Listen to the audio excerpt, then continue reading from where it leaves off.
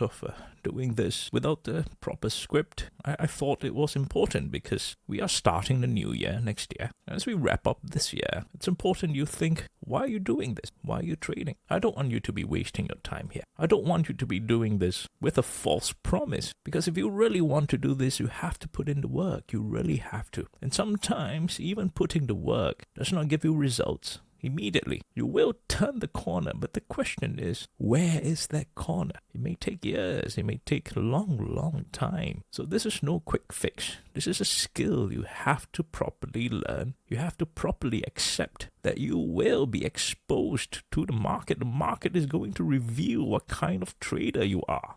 Your worst habits, the demons in you, is going to rip you apart, make you realize you cannot explain certain behaviors that you exhibit on the trading floor. And that's very telling, and that will be even harder than the skills you need to learn for trading. So I can teach you all the algorithms. You can figure this out. It's not hard. It's easy. But it's dealing with yourself subsequently that will become hard. But my word, let me tell you that if you don't deal with yourself on the trading floor, one day life is going to deal with you. And somehow I feel that being exposed on the trading floor is a form of mercy, that I fixed myself on the trading floor when I'm dealing with the market privately.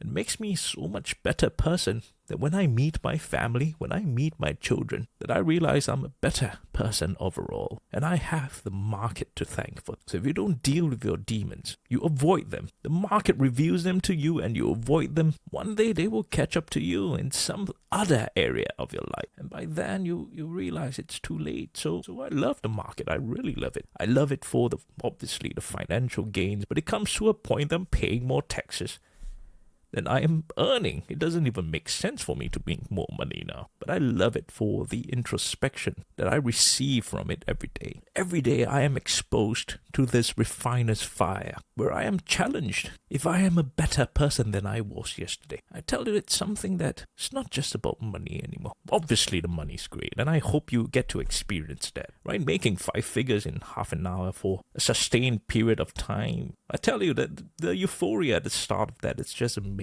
It is.